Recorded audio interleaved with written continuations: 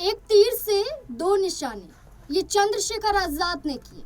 जहां दो निशाने चंद्रशेखर आजाद के जरिए देखे गए, इसमें पहला निशाना था करनी सेना को मुंहतोड़ जवाब देना और दूसरा निशाना था आगामी विधानसभा चुनाव से पहले मुस्लिम और दलित वर्ग को साधना।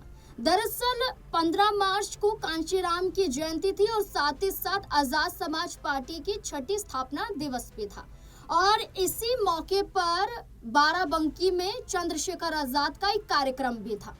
इसी कार्यक्रम से पहले चंद्रशेखर आजाद को एक बड़ी धमकी दी गई थी और ये धमकी करनी सेना द्वारा दी गई थी। आपको बता दें कि करनी सेना के प्रदेश महामंत्री अभिनव सिंह ने ये धमकी दी थी कि चंद्रशेखर आजाद बाराबंकी में अपने पैरों से तो आएंगे लेकिन अपने पैरों पर वापस नहीं लौट पाएंगे।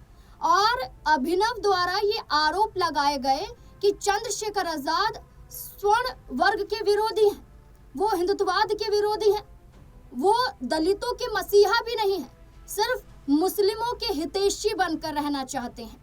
उनका कहना है कि हम ऐसी सोच वाले व्यक्ति को न सिर्फ बाराबंकी में बल्कि पूरे उत्तर प्रदेश में बर्दाश्त नहीं करेंगे। उनका कहना है कि दलितों के लिए कब उन्होंने आवाज उठाई, बांग्लादेश में जो घटना घटी उस पर भी चंद्रशेखर आजाद खुलकर सामने नहीं आए, लेकिन जब खamenei का निधन हुआ तो उसके बाद खुलकर उन्होंने आवाज उठाई और बाराबंकी से भी चंद्रशेखर आजाद ने कहा कि वो हटे नहीं पीछे, डटे रहे, उनकी शहादत को याद किया जाएगा। चंद्रशेखर आजाद खamenei की तारीफ करते हुए दिखाई दिए और इसी को मौका बनाते हुए करनी सेना के प्रदेश महामंत्री अभिनव ने सीधे तौर पर यह कहा कि हमने शिकायत भी दर्ज करवाई है, हमने अपील भी की है योगी सरकार से कि उनके इस कार्यक्रम को रद्द कर दिया जाए, ये कार्यक्रम बाराबंकी में ना होने दिया जाए, लेकिन ऐसा नहीं हुआ। इसके बावजूद चंद्रशेखर आजाद का काफिला बाराबंकी की तरफ पहुंचता है। हैदरगढ़ में उनके कार्यक्रम में पहुंचने से पहले उनकी गाड़ियों पर पथराव किया जाता है, पत्थर मारे जाते हैं। इसके बावजूद देखा जाता है जब वो मंच पर पहुंच जाते हैं तो एक व्यक्ति जो पिस्तौल लेकर पहुंचता है, अपने आप को पुलिसकर्मी बताता है, ये पूरा मामला देखा जाता है। लेकिन इस बीच में ये कहा जा रहा है कि चंद्रशेखर आजाद ने जो जवाब दिया है इसके बाद करनी सेना का मुंह बंद हो गया है और ना सिर्फ मुंह बंद हुआ है बल्कि पहले आप देखिए कि करनी सेना के इसी महामंत्री ने एक पोस्टर भी जारी किया था जो आपको स्क्रीन पर कहीं ना कहीं तो दिखाई दे दिया जाएगा, क्योंकि देखिए कि इस पोस्टर में सीधे तौर पर धमकी यही दी गई है कि हम ये कार्यक्रम नहीं होने देंगे। लेकिन चंद्रशेखर आजाद ने बाकायदा ना कुछ कहते हुए वो मंच तक पहुंचे, उन्होंने भाषण दिया और ये तक कहा कि हम चमड़ा उतारना भी जानते हैं, जूता बनाना भी जानते हैं और मौके पर जूता मारना भी जानते हैं। इतना ही नहीं, ये तक कहा गया कि आजाद समाज पार्टी का झंडा और डंडा मजबूत है और इसको लेकर उन्होंने सीधे तौर पर कहा कि उनके तमाम कार्यकर्ता तैयार हैं और ऐसा हुआ भी। देखिए, जहां चंद्रशेखर आजाद का कार्यक्रम था उनके तमाम जो कार्यकर्ता थे हाथ में डंडा लिए हुए अपनी सक्रियता दिखा रहे थे। यहाँ हिंसात्मक माहौल को बढ़ावा देने के लिए नहीं बल्कि करनी सेना की धमकी के बाद चंद्रशेखर आजाद की सुरक्षा के लिए, और इसी सुरक्षा के लिहाज से चंद्रशेखर आजाद का बचाव उनके ही समर्थक, उनके ही कार्यकर्ता नजर आए। इसी बीच में चंद्रशेखर आजाद ने साफ तौर पर यह भी कह दिया कि हम हिंसा नहीं चाहते हैं, हम गुंडों के चक्कर में नहीं पड़ना चाहते हैं, हम हमेशा से आगे रहेंगे और हम सिर्फ और सिर्फ अपनी बातों को ध्यान में रखेंगे, आजाद समाज पार्टी की विचारधारा को ध्यान में रखेंगे और उसी धर्रे पे चलेंगे। इसी बीच में आपको ये बता दें कि चंद्रशेखर आजाद ने कहा कि करनी सेना की जो धमकी है वो धमकी हमारे लिए नहीं है बल्कि इस धमकी का असर यूपी की कानून व्यवस्था पर पड़ेगा, इस धमकी का असर उत्तर प्रदेश के मुख्यमंत्री योगी आदित्यनाथ पर पड़ेगा, क्योंकि ये बताता है कि किस तरीके से सुरक्षा के इंतजाम नहीं होते उत्तर प्रदेश में, कैसे राजनेता तो छोड़िए आम जनता भी सुरक्षित नहीं है। इस बीच में जहां चंद्रशेखर आजाद को लेकर ये कहा गया तो वहीं मेरी सहयोगी अंकिता का क्या कहना था इस पूरे मामले में, आप वो भी सुनिए। काशीराम की जयंती के वक्त जो कार्यक्रम बाराबंकी में रखा गया था वहां चंद्रशेखर आजाद पहुंचे भी, हिस्सा भी लिया और जन संवाद भी किया। इसी दौरान जो करणी सेना को लेकर के बोला गया है वो सबसे ज्यादा मायने रखने वाली बात है। काशीराम की जयंती से कुछ वक्त पहले ही करणी सेना ने सीधे तौर पर चेतावनी दी थी चंद्रशेखर आज़ाद को कि अगर वो बाराबंकी में आते हैं तो फिर हम उन्हें नहीं छोड़ेंगे। तमाम जो हिंसात्मक बातें थी वो की थी।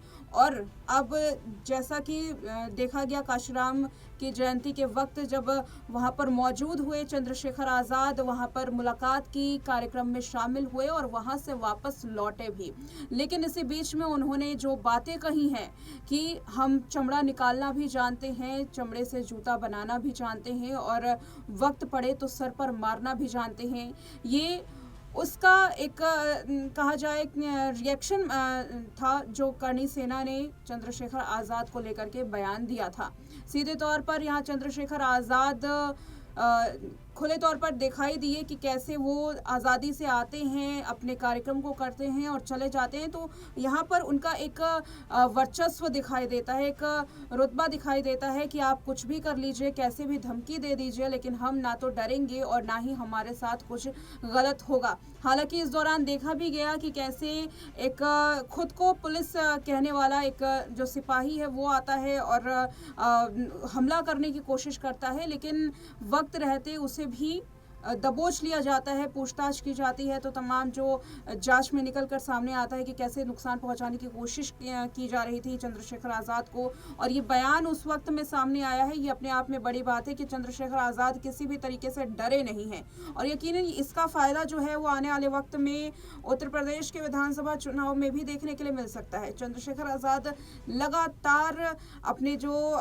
दमखम है वो दिखाने की तैयारी में है और वहीं करणी सेना जो है वो चंद्रशेखर आज़ाद के खिलाफ लगातार बयान भी दे रही है। देखा गया है कई बार हिंसात्मक रूप से करणी सेना के कई सारे बयान सामने आते हैं, जैसा कि इस रिपोर्ट में भी आपने देखा जब चंद्रशेखर आज़ाद ने बातें कही करणी सेना को लेकर के। करणी सेना ने जो चेतावनी दी थी, कई बार वो अलग अलग मौक़ों पर अलग अलग तरीकों से लोगों को चेतावनी देती हुई नजर आई और यहाँ पर चंद्रशेखर आज़ाद उस चेतावनी को सुनते हैं और बिना डरे, और उस स्थिति में जब उनके ऊपर हमला होने वाला था और चंद मिनटों में अगर देखा ना जाता, अगर ध्यान से जांच ना की जाती तो शायद चंद्रशेखर आज़ाद घायल भी हो सकते थे।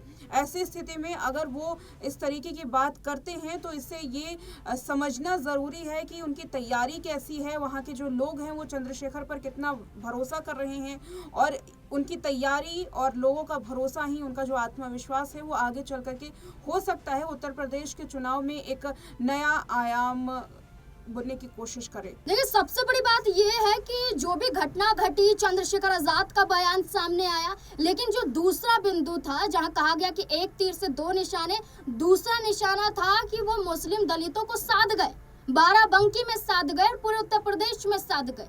ऐसे में बात की जाए तो पूरे उत्तर प्रदेश में लगभग 3 करोड़ के करीब मुसलमान यहाँ पर नजर आते हैं। इसी के साथ साथ आबादी नजर आती है।